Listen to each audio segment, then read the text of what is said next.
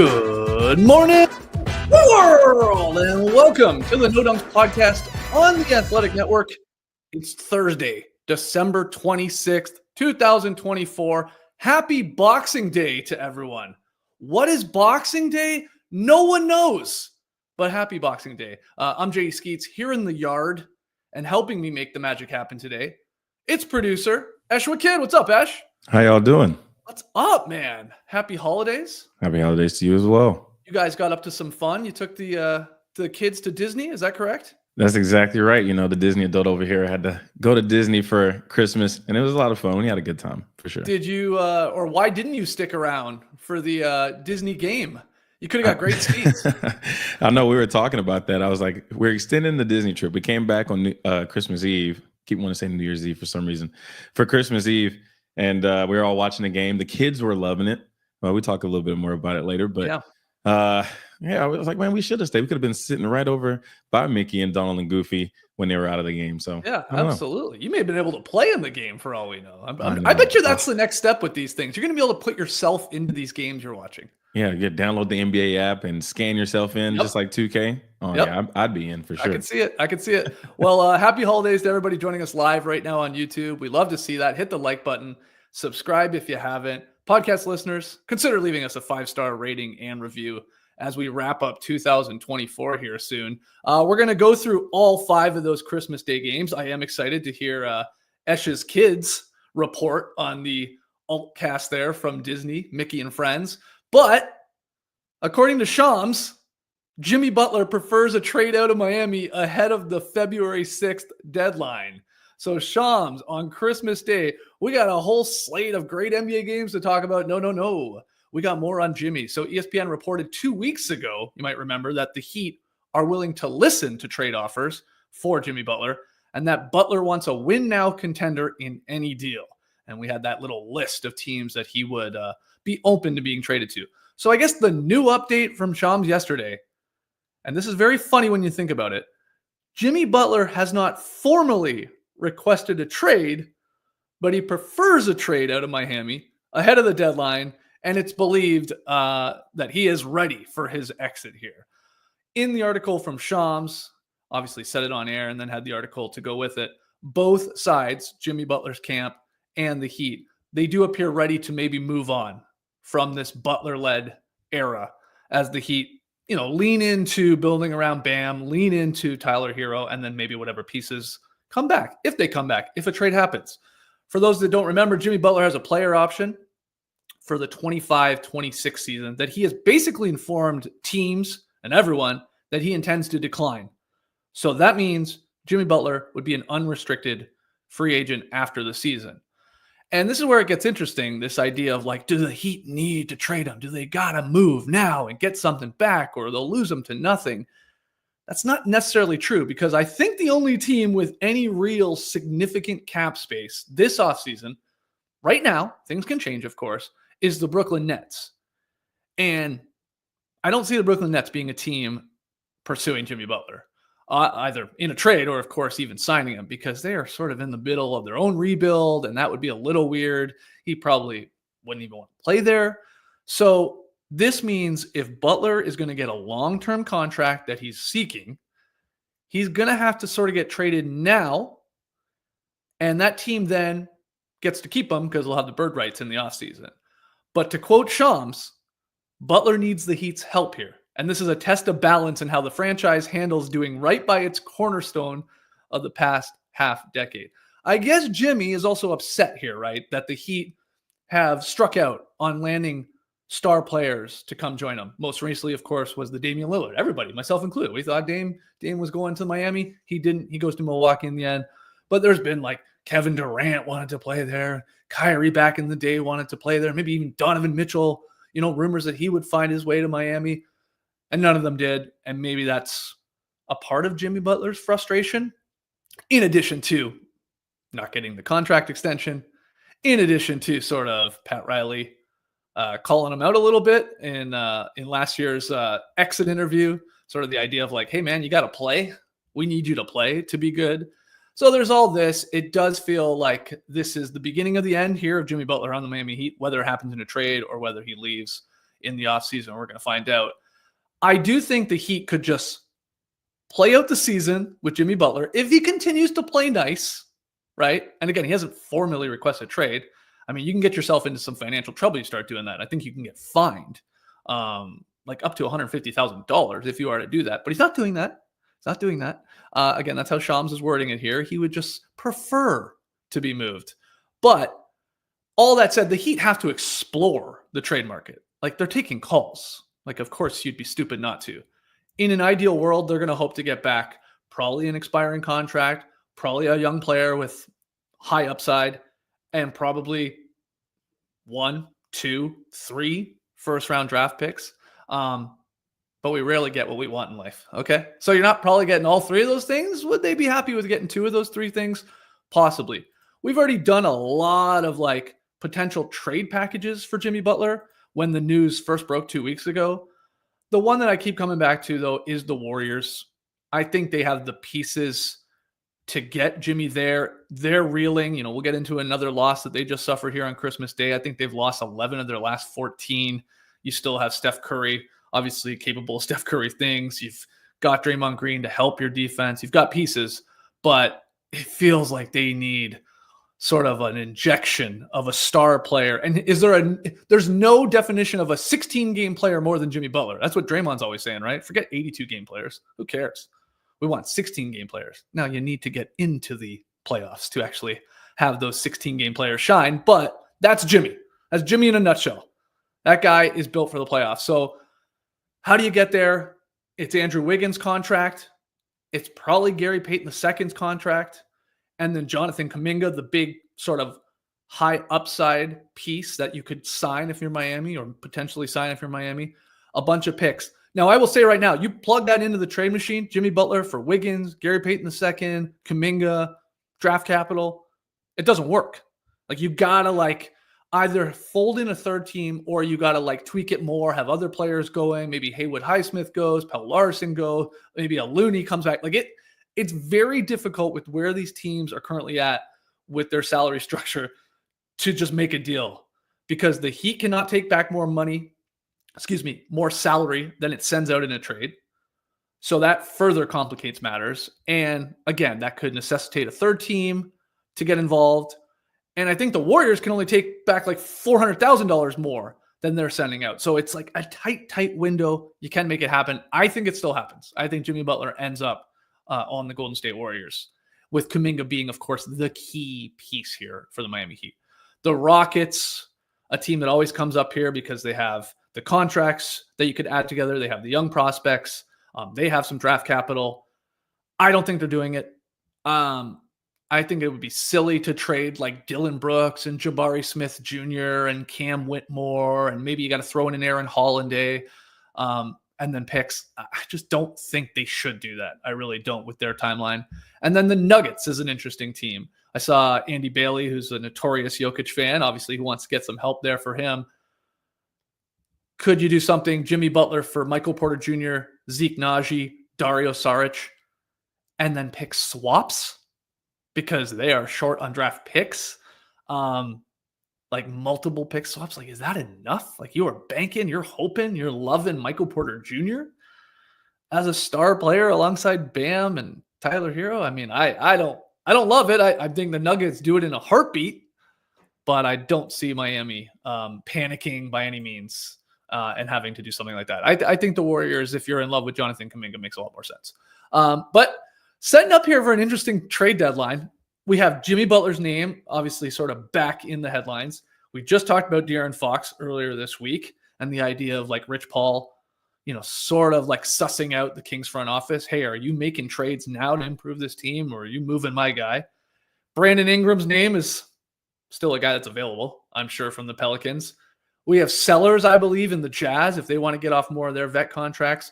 Likely the Bulls, building up the trade value in Vooch and Zach LaVine. Maybe the Nets are still looking to unload guys. And then we could have buyers in the Warriors, maybe the Lakers, and other teams. So anyway, I don't know. It's setting up to be potentially a juicy trade deadline. But that's where we're at on the Jimmy Butler news.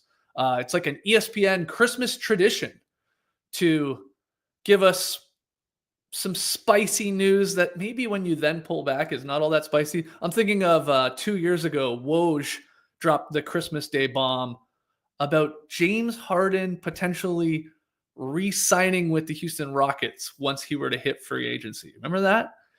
I was like, what? Well, what are we doing here? So it was Jimmy Butler back in the news yesterday. Thankfully for all of us, it didn't overshadow the games. And let's get into those. And Ash, feel free to jump in on any of these. But the first one was, I thought, the game of the day. And Lakers Warriors was amazing. We had a game winner in the final second. And huge shots from Curry and obviously another LeBron Curry duel. It was great. We'll get to it. But I called my shot saying that Spurs Knicks would be the best game of the day. And I think it really was. It was super entertaining. Just a tremendous back and forth game. Kick things off too. I think that's important. I think you always want your most important games to be that first game.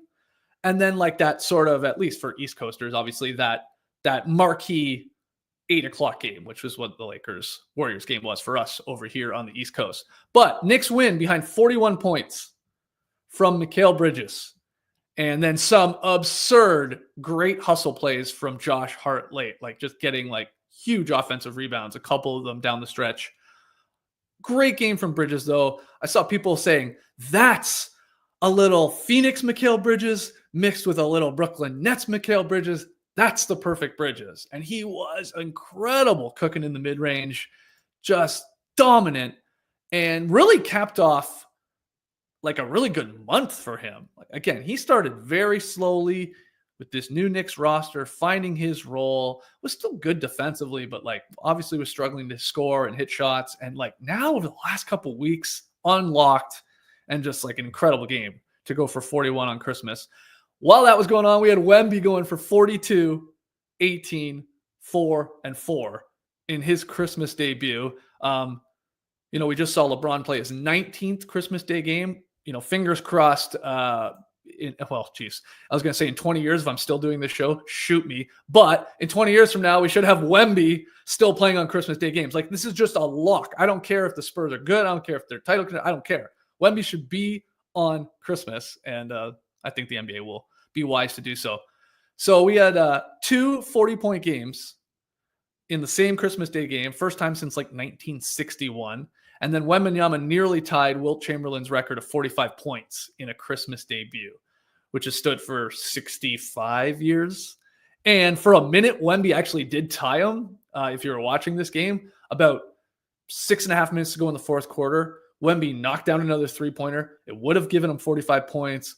But then an official's review determined that a foul called on the Knicks away from the ball occurred before Wemby's shot went up. And it's like, oh, we're looking at the monitor. We're taking away these points, even though the foul was called. And I believe Wemby was like, maybe he was held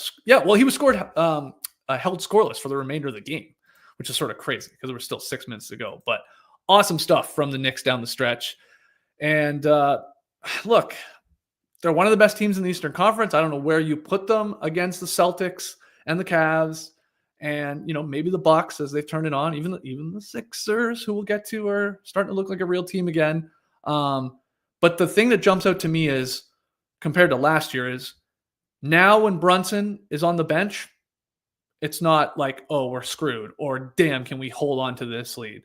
They're like elite. They don't even need, Brunson's like he doesn't need to be the number one guy every night. Cat, a ton of times. Obviously, Mikal Bridges now. Even OG's had moments. So that's huge for the Knicks because, like, Brunson's, you talk about 16-game players. That guy does it all season long, but man, he levels up in the postseason. So huge, fun game. We also had Ash come in here, the Dunk the Halls, Mickey Mouse alternative broadcast. I watched the first half of Mickey Mouse and Friends. I was, dare I say, thoroughly entertained. Like, it was better than I thought it was going to be. But what'd you think, and what did the kids think? Man, dude, they loved it. The kids came in, was watching the game, really learning. Like, they were trying to teach the game of basketball during this thing, which was really cool for me. I'm just like, yeah, my 3-year-old, huge Mickey Mouse fan, froze up when he met him this past week. But really? He was a huge Mickey Mouse fan. Saw him and he was like, oh my God, Mickey Mouse is right here in front of me right now. Gave him a big hug and just just was over the moon. But then to Really? come back home. None of your kids terrified of like those giant mascots? Well, the baby, she's 1. Okay. Right. She was super excited every time I say, "Hey, you want to see Minnie Mouse? You want to meet Minnie?" Super excited, smiling, laughing, like jumping up and down. As soon as we get in there and she gets 2 feet away, she's just like backing away. What is that? Yeah. But she, waved at her, blew kisses and all that good stuff. So it was really kept cute. a nice healthy distance. 100%. But as soon as they saw Mickey Mouse step onto the court, shoot a jump shot, they were in it. They were like, "Whoa, Mickey is hooping right now!" Like everybody was like, "Mickey's hooping right now." So we were wondering, remember on the show, we're like, how is this going to go? Like, right? Because we were seeing animations for the players. They were showing us Wemby in a cartoon version and Cat, and they showed us like the star guys. And then the game started, and it was all, correct me if I'm wrong, it was all 10 of the player animations, right? And it was like, okay, this is weird. And then just sort of out of nowhere, no rhyme or reason to it, it's like Goofy is in for Cat, or really Goofy became Cat. I was very intrigued too, because the announcement was that these Disney players would be on the court with the players. I'm like, how is that going to happen? Yeah. Right. So just seeing it. First of all, did you watch any of the real broadcast? You just watched the first half in the Mickey broadcast? I watched the entire first half of the Dunk the Halls. Okay. And then I went over to the real game for the second half. I couldn't turn it off. We watched the Dunk the Halls the entire game. The entire game. I mean, again, it wasn't as bad as I thought it was going to be. At some point, I started like, okay, I get it. I've seen enough. I guess I couldn't turn it off. I really couldn't. So when they subbed out at first, I was like, oh, okay, well, Cat's going out of the game. Now, for the first part, we were at the breakfast table eating breakfast. Yep. I had the game on my phone. We were all kind of gathered around it, and I had the real game on the TV. So when I went in there, I was like, oh, wait, Cat's still in the game. But Goofy's in the game. So I go back, I turn on the big TV, and I'm just like, okay, so I see what they're doing now. I see how they're integrating this or whatever. It was awesome, though. I loved seeing Goofy get the dunk, run down with the Cat mannerisms, man. Oh, my God. That was the crazy part. It was amazing. Like Goofy as Cat was perfect. Perfect. Like the size of them, the way they move. Like Cat sort of is a Goofy type dude. I could tell that Cat was Goofy. Easy, right? Like if I didn't know, I could tell that Mickey Mouse and CP3 were the same. What it took me the longest, like until the end of the game, I did not realize that Mikal Bridges was Donald Duck. I'm like, Donald is hooping. When he hit Donald Duck did the Bridges selling. I was like, oh, that's Mikal Bridges right there. The one thing was hilarious. Donald goes in, he has the little scoop reverse layup, and then Donald hits the baseline drive off the rebound, puts it back in, gets the and one. I'm like, Donald's the MVP, man. Donald Duck is taking everything right now. The kids are going crazy. My mom was there. None of the rest of the adults are paying attention to this game, by the way. Like my mom was making fun of me because I was so into it. I'm just like, Mickey Mouse is hooping. She's like, why do you care? Like, is this a real basketball game? I'm like, yeah, this is real. That's Chris Paul, but it's Mickey Mouse, and I'm cheering for him. It was really funny. I mean, I even loved like the no commercials. Like, that's the best part. It was the best part. Like the trivia they would just throw up, and like, I mean, I was sort of watching with my sister-in-law. I mean, everybody was like, "What the hell is this? Like, what is this?" And then you're explaining it, and then they're sort of getting into it, and then they seem to have more fun with the trivia and like the weird cutaways and stuff like that. But yeah, I guess it was pretty significantly behind the game broadcasts. Right. It was like a minute or two behind. But I was amazed by how how good a job they did taking gameplay and then putting it into the characters. Like I was like, it was fluid. It wasn't like too many screw ups. You know what I mean? No, it wasn't very stodgy at all. Like, pretty smooth for the most part. Like I know, somebody, I think my 10-year-old is like, what are these graphics? I'm like, wow. It's not a PS5 we're looking at, Yeah. I mean, they're only going to get better is the thing. That's exactly right. Because a year or so ago, they tried this on Disney Plus with a football game. They had Toy Story characters doing the same thing, and the army men or whatever toys were doing. It looked terrible. I think I said this on the show last time I was on. It was just like, it was really, really bad. It never worked. Like they kept having to kind I wonder of if shut there's down like too many moving parts in a football game. In a football game, yeah. Right. But one of the cooler parts, though, I saw like they dove to the floor one time. Yeah. They fall to the ground, and then one of the players just disappeared. He just magically poofed away. And then all of a sudden, it was like Jalen Brunson is up with the steal. And then it's just like the guy disappeared. He comes up with the steal, and then he just goes on for the layup. I was like, I don't know. That's kind of dope. Yeah, it's a mess up, but it was cool. I was impressed with the like the replays they would show. Right. Like you get like an alternative angle. I don't know, from Santa Slay or whatever, like baseline, like, oh, okay, this is pretty slick. I didn't think they'd be able to do that. But I saw the Wemby replay where he hit the three and the foul happened in that. So I had no idea. I was looking, I was like, I don't know, man. I feel like it happened at the same time. Of course, we saw the replay. Oh, you're talking about the Wemby 3 that they took away. They took away. Yeah. So yeah, I'm arguing with the TV because I'm like, I don't know. I feel like he did it because just the way that the characters move, it kind of seemed like it happened at the same time. And I was just like, all right. I literally watched the entire game from top to bottom. Wow. On Main Street. And what did you think of, and we have a photo of it here, of animated Adam Silver, Commissioner Silver. Before the game, he was part of the dunk contest judging as well. What do you think? He's very funny looking here. I always think that he kind of looks like the guy from, you ever seen Roger Rabbit? Yes. He looks like the villain from Roger Rabbit. And then this cartoon version of him is even more unsettling to me. Yeah. But I don't really have much to say other than that. No, I know. What a look. I was dying. I tweeted that out. People were having a laugh at that. And as for the dunk contest, you obviously watched that, I assume. I'm sure the kids were into that. I did, yeah. Do you think they got it right with Minnie Mouse jumping over the castle? My sister called it. She said Minnie Mouse is going to win as soon as the thing started. And I was like, I don't know. I feel like Donald actually might be the one to take it home. Wow. There's some nice dunks in there. I saw the Mickey somersault into a Jordan from the free throw line, and I was like cheering for that one. But and then he backflipped out of it. That's what I'm saying. Like, I don't know. Mickey might have been robbed. He might have been robbed. Wow. But I don't know. The mini dunk was pretty cool. I didn't know you could give an 11 on a dunk though. But you know, one of the elves gave an 11. You're right. Yeah. Silver gave it a perfect 10. It got more than 30 out of 30. It got 31 out of 30. I don't know. I thought Goofy was robbed a little bit. He had the tough spot of going first. He obviously has the height issue. Always tough for a big dunker. But he one-upped Vince Carter. Vince put his arm in the rim. Goofy put his whole damn body in the rim. So come on. Right on brand for Goofy. I guess he did jump off the dog. He jumped off Pluto. So depends how you feel about props. Depends how you feel about that. But yeah, it was. I can't believe we just talked like literally 5 minutes about it, maybe 10 minutes. But it was entertaining, and it really was. They should do more of that. Like, can't do it all the time. Has to be like marquee, like tentpole events. But they could do more of this, and it could obviously just get better. I think we talked about this on the show. I think you guys might have had it as a drop question. But what other properties would be good? I guess is the. Well, you're the one to ask. You know everything about Disney.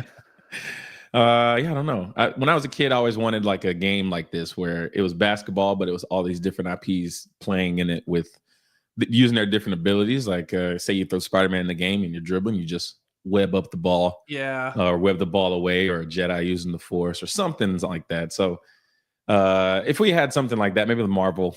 Disney using Marvel. Yeah, because they did that dumb Marvel one, but that was like keeping score. That was dumb, yeah. Like it was like if you get a dunk, you get a point for Team Black Panther or something. And it was ridiculous. Nobody knew what the hell was happening. So yeah, if you could like have Hulk as one of the like Embiid or something, like if you just did the whole matching thing, that would be pretty slick. Anyway, good job by ESPN and Disney and all of them involved in that. It was a lot better than I thought, and nice to hear the kids liked it. So that's good. Yeah. Let's keep it moving here. Game 2, weird game. Very weird game. Anthony Edwards scored 26, and the Wolves held on, and I mean held on, to beat the Mavs 105-99 after Luka's injury. So we had Dallas trailing by 22 points heading into the fourth quarter, and as this quarter went on, the Mavs had cut it to 2, but Ant came through in the clutch, I thought, to help Minnesota land the victory. He had a jumper with about 1:15 left. Right side of the floor, got to his spot, rose up, hit that. And then the big one to ice the game, he attacked PJ Washington on the perimeter, could have settled for a 3, could have settled for a jumper. He's like, no, I put his head down, finished with the left-hand layup with about 20 seconds to go, and that sort of did it. So big win. Minnesota needed this. They were on a 3-game skid coming into that Christmas Day game. They were giving up a ton of points over that losing streak, something like an average of 121 points. And 50% shooting from the opposition over that 3-game skid. So they got back to a little bit of defense. Big story, though, was Luka leaving in the second quarter with a strained left calf. could be severe, they're saying. Like, he could miss some time, a couple weeks. He did use crutches while leaving the arena post-game. What a weird season for Luka. My math might be wrong. I might be misremembering or adding one that I shouldn't, but it feels like this is his 5th lower body injury this year. It's been a ton. And he had just come back from a left heel contusion. This was like his 2nd game back. So now the calf. But there's been a bunch of other things. Again, maybe fact check me in the stream team. I feel like he's had 4 or 5 lower body injuries. So all different. Dallas has fared okay without him when he hasn't played. I think he missed technically 8 games. If you want to call yesterday's Christmas Day game his 9th, sure, go ahead. And he played half of it, but they're 6-3 if you count that now. Dallas is. So they've done okay, but missing Luka, your MVP guy, for a significant amount of time, that would suck. I thought Rudy Gobert and Julius Randle, though, totally outclassed the bigs on the Mavs, especially Lively and Gafford, for a majority of the game. I thought they were really, really good. And then a little note, Klay Thompson made 4 3-pointers in this loss, increased his career total to 2,562 career threes. He passed Reggie Miller to take over 5th place on the NBA's all-time list. When I first saw that during the game and that announcement and going around on Twitter, I'm like, 5th? Wow, Reggie has dropped to 6th already? But it's true. It's Steph, it's Harden, it's Ray Allen, it's Damian Lillard, and it's Klay Thompson, and then Reggie Miller. So, wow. It's sort of weird that, like, as this goes on, Reggie Miller is going to be like, I don't know, it'll be like 15th or 20th all time in 3-pointers made. Just like a strange thing to think about, just with how many people shoot and make threes in today's game. But good win. Wolves needed that. I mean, again, that would have been a brutal loss if the Mavericks had pulled that off. Kyrie had a really good look at a 3 on the right side of the floor, basically the classic Kyrie spot where he's had some success in finals before, but he just missed it. He was awesome, though, in trying to bring them back. I mean, he just, like, Anthony Edwards was like, after the game, was like, that was awesome. It's like my favorite point guard ever. It was so fun to play against. And you're like, okay, yeah, but try and stop him, you know? But they held on. They got that victory and they needed it. Weird sort of start to the 3rd game of the day. Embiid shook off a pregame fall. I'm laughing because it's just so silly at this point with him. But he helped lead the Sixers to a 118-114 win over the Celtics. So for those that don't know, Embiid managed somehow to stumble on a security guard's foot, twist his ankle less than an hour before the start of the Christmas Day game in Boston. It took him a while to get up. He was pissed off. He was angry. He basically stomped to the locker room, but he played. He's like, it's Christmas. I got to play. Basically what he said. And he's still wearing the mask there for the sinus fracture. He was good. He was very solid, but Tyrese Maxey stole the show. 33 points, 12 assists. Dude is so fast that play with like a minute to go where they have very little time on the clock inbounding from the side. He's so fast. He caught the ball, lost the ball, got the ball back, and got the shot off in like a second and a half to, again, ice the game. Like, that was crazy. Like, he hit him, dropped it, got it, put it in. So awesome game from Maxey. He was so good. Now there's no Drew Holiday to try and, you know, turn that water off there from Tyrese Maxey, but a win's a win. Porzingis left after halftime too. We had a bunch of like odd injuries sort of during the Christmas Day games yesterday. But Philly's second unit, they went on that huge run. Like, this is a close game after 3 quarters. They went on a 23-6 fourth quarter run. Their second unit for the most part, and just gave them enough of a cushion to survive the Celtics' late push. Caleb Martin, though, 7-9 from 3. You know, he has a habit of catching fire against Boston, famously buried the Celtics in the 2023 Eastern Conference Finals, at least early there, where he couldn't miss. 7-9 from deep. Good defense, too. Embiid said after the game, quote, he hates them as much as I do, referring to Caleb Martin, just like always have in the Celtics numbers. So the Sixers now have won 8 of their last 11 games. They're 11-17. They're now just 1 game back, I believe, from the play-in tournament spots. So guys are playing for the most part. And Maxey is definitely looking like Maxey of last season, all-star Maxey here now. He was so good. Boston, meanwhile, has lost back-to-back games for the first time all season. 3 of their last 4. They're now 4 games back from the Cavaliers in the race for the number 1 seed. I don't think they really care about any of this. It's all going to be about being healthy. come playoff time, and they're going to be, probably easily a top 3 seed, and will feel like they can beat anyone, either at home or on the road.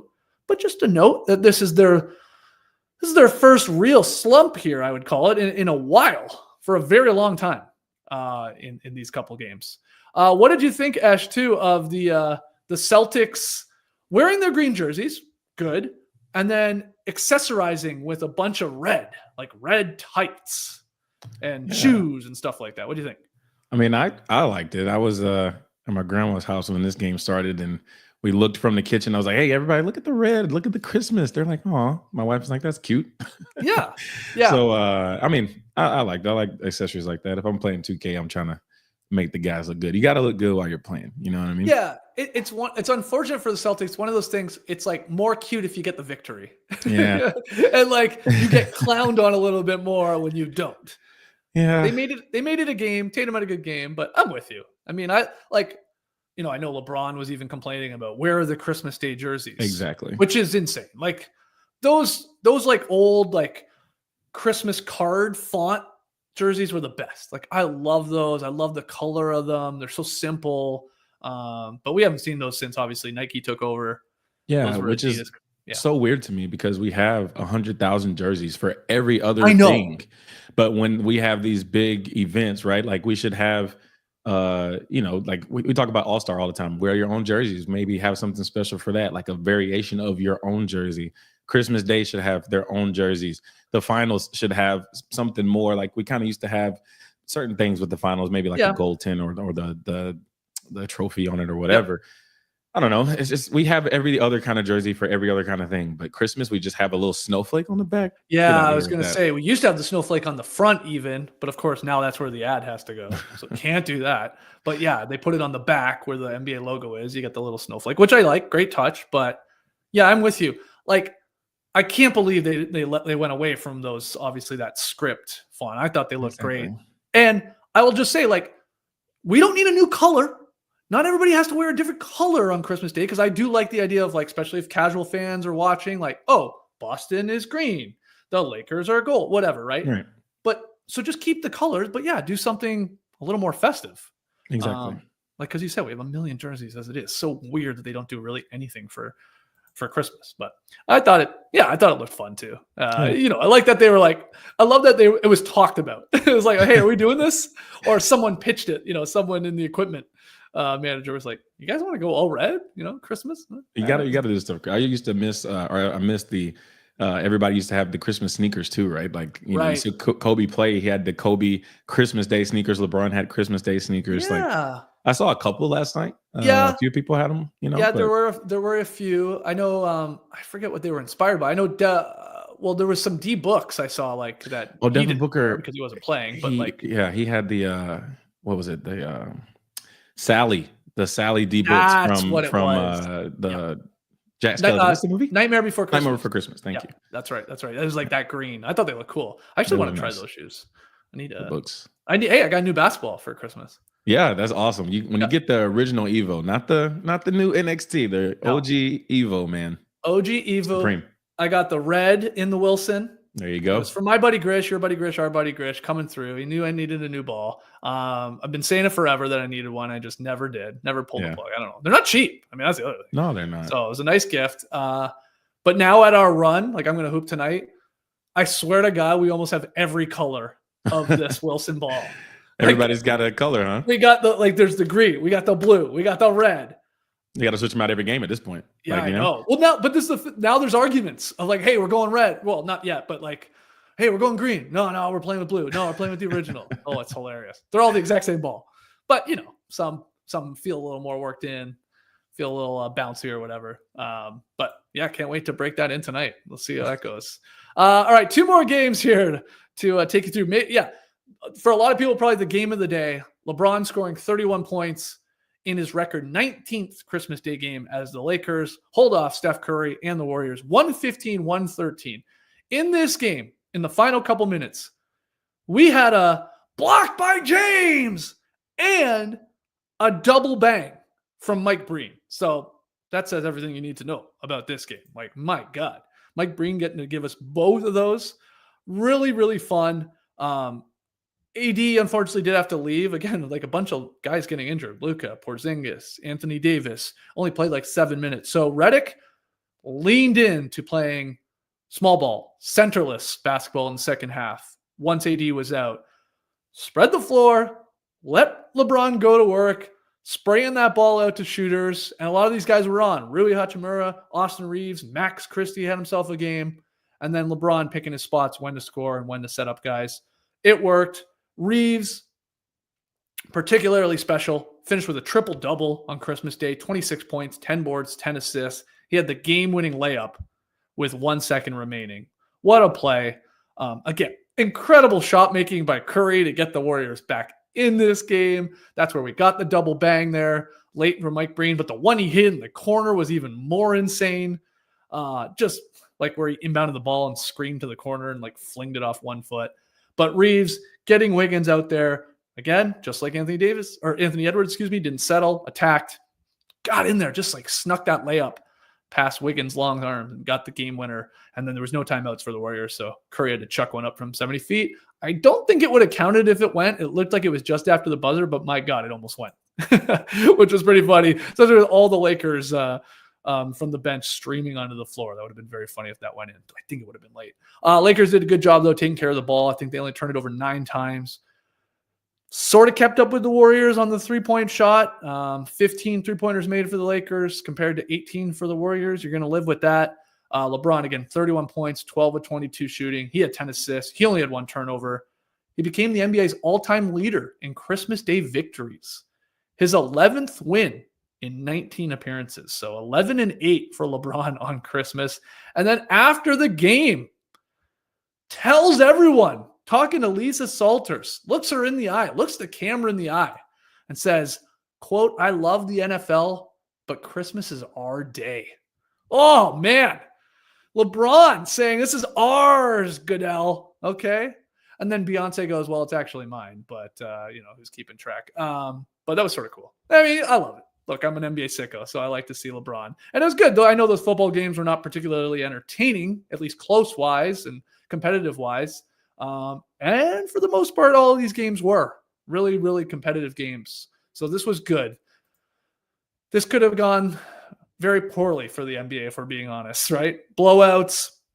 We already had some injuries, so luckily that didn't sort of overshadow everything.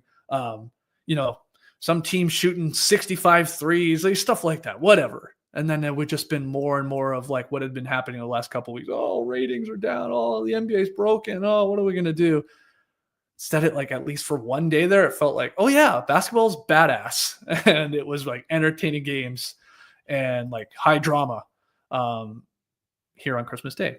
Now, of course, a lot of people say, well, the NBA shouldn't start till Christmas Day. They might be right. It should be a shorter regular season. But anyway, we won't get into that. Tough loss for Golden State. They dropped 11 of their last 14. I said that earlier, talking about Jimmy Butler trade rumors. Dennis Schroeder, he's struggling here in his new role to sort of lead this offense when Curry's on the bench. He went 3 of 10 in about 28 minutes. So he's struggling to find his rhythm here. I think it'll come. I mean, he's a gamer, but I also think there's going to be a trade happening with the Golden State Warriors. I am still laughing, though, over 2 things from this game. As funny as LeBron's post-game quote was, too. Steph Curry going up to JJ Redick on the side and asking him how many texts he has this season. How many texts you got? JJ Redick thinking he meant text, like as in your phone. And then Curry's like, no text. And like when Curry said text, Draymond Green just appeared. He just like a moth to a flame just showed up. You talking text? Talking text? Very funny. And then another moment with Draymond Green that went viral, I know at least. Him literally playing Red Rover at the free throw line, trying to fight for a rebound off the free throw miss, but locked both arms of Dalton Connect and Rui Hachimura and like just then fell on his back and like dragged both guys down. And then he got up like, well, they can't do that to me. And he got called for the foul. And that was like, I think it was Scott Foster. Actually got that one right. Cause like, what are you doing? Richard Jefferson on the call was very funny when they were showing the replay. Like, what the hell, Draymond? Like, that's a foul on you. You literally link both their arms and then pull them back down to the ground. Funny stuff there from the Dubs in a loss, or at least from Draymond Green. And then our final game. I did not stay up the entire thing. I had to watch some of this morning. After 10 hours of basketball, I was gassed. And a bunch of food and a bunch of booze and a bunch of just doing nothing. That's the other part. Took the dog for a walk. That's all I did. That was my only physical activity of the day yesterday. Took Luna for a 20-minute walk in the morning. But I did catch the end this morning. Durant and Beal scoring 27 points each. Suns beat the Nuggets 110, 100. Suns' first Christmas Day win since 2009. That surprised me, but I was like, okay. Not that they're playing every year, but they've played, and they usually lose. They had just been blown out by the Nuggets on Monday night, 117-90, a rare Denver Nuggets blowout win. But the Suns put up way more fight in this one. They did it without Devin Booker, who's out with the groin injury. Grayson Allen is out with a concussion protocol at least. And I thought, obviously, this team felt embarrassed from Monday night and came in way more locked in. And the role players in Ryan Dunn, Josh Okogie, big burst of energy from both those guys. Offensive rebounding, diving for loose balls, just doing all the little things that you need to do around your star guys like KD. Monte Morris, a really nice game off the bench, 11 points, 3 assists. But Bradley Beal, I think, had his best game of the season for the Suns. He had 27 points, 11 of 21 shooting. Thought he was showing off the handle more than he has this year. Looked tight. Created some space a couple times with it. He had 2 boards, 4 assists, 4 steals. He had a block and just 3 turnovers. So Bradley Beal, I thought, really, really impressive. And that's a good sign for Phoenix if he can get back to a little bit to Washington Beal days. Beal said after the game, if you look at all those games, and he was talking about ones that they've lost, we weren't having fun. Weren't enjoying it. Just pressing, trying to make the perfect play. I think just finding that joy, it uplifts you in every category of the game. One of my favorite things about NBA basketball and covering it is when a guy just says, we just got to get back to having fun. It's such a hilarious line to me. There's a lot of truth to it. I do believe it. But that was Beal after the game. And as for Denver, you've seen and heard and read the story before. Suns sort of took advantage when Jokic was resting late in the third quarter, earlier in the fourth. They stretched the lead to 12 before he returned. Though I will say what was different from this game was he was a -3 overall. So this wasn't a positive Jokic game with just him out there and then bench gave it all away when he sat. It was a bit of both. I mean, they did a really good job, the Suns did, on him. He just didn't have a dominant Jokic performance, which it feels like he has to do most of the times to get their team a win. But good, decent nightcap. Again, I fell asleep, so I had to catch the rest of it and the highlights and stuff like that this morning. But for if any of the games were going to be just the more chiller ones, you make it that last one, right? Because a lot of us here are all basketballed out by then. I still think 5's too many on Christmas Day. I think we'd be totally fine with 3. Way back in the day, we used to do 3. I think that's great. We have, one early one sort of mid one, and then one at night, but it's probably here to stay. And we'll see how the ratings fare against those NFL games on Netflix. Ash, before we go, did you watch Cowboy Carter? Did you watch Beyonce's performance on Netflix? No? Not at all. Ooh. You watched it? You were in? We watched it. I didn't watch a second of football, but kept my eye on the score. Yeah. And obviously my wife and sister-in-law wanted to watch it, and I was in too. I'm like, okay, it's on. It's coming. We fired it up, and it was almost better than some Super Bowls performances. Really? Oh, yeah. It was that good. You got to go check it out. It's probably on Netflix. They probably posted it. Yeah, it was awesome. I mean, I like that album too, the Cowboy Carter album, which she had never done live performances for. So that was cool too. Yeah, I won't spoil it. It was good. I might go check it out for sure. Then. Yeah. I just couldn't even fathom trying to tune into anything that had to do with football on Christmas, on our day. Well, I know, but this is Beyonce. Beyonce can trump everything. It was good. It was good. I was like, oh my God. I just couldn't believe. I mean, I should have realized, of course, the production's going to be through the roof. This basically is for Netflix throwing the bag at this. Would they pay $150 million for these 2 games? I think a lot of money. Yeah, a lot insane amount of money. Yeah. But anyway, I was entertained. And then it was right back to basketball after that. And we'll call it there. Ash, thanks for making this happen, buddy. Appreciate you jumping on with me. Loving the sweater. You got a nice, just classic. Who's on it? It's Darth Vader. It's Darth Vader. I didn't see Merry that part. Sifmas. Okay. Yeah. I got the no dunks version of Darth Vader. Yeah, I love that. I got Trey Kirby and the ho ho ho dunks. Still got to get one of those. I don't have one of those. I think they're still available. Everybody go to nodunks.com. I'm pretty sure you can still get these.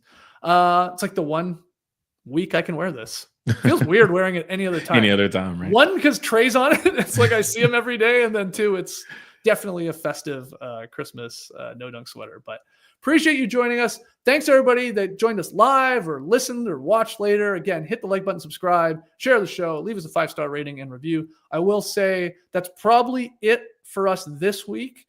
Though most of us will be back in the Classic Factory on Monday. I think Esh is going to come join us because JD will still be driving back from Canada, but should be myself, should be Tassie, should be Trey, obviously Esh, and hopefully you. So we will see you then. Until then, Clipper Bros. You heard it here first. Have a great time. Turn up. Love you guys. Awesome. All right. Continue to have a great holiday break, everyone, and we will see you next week. Brace the day, people. You could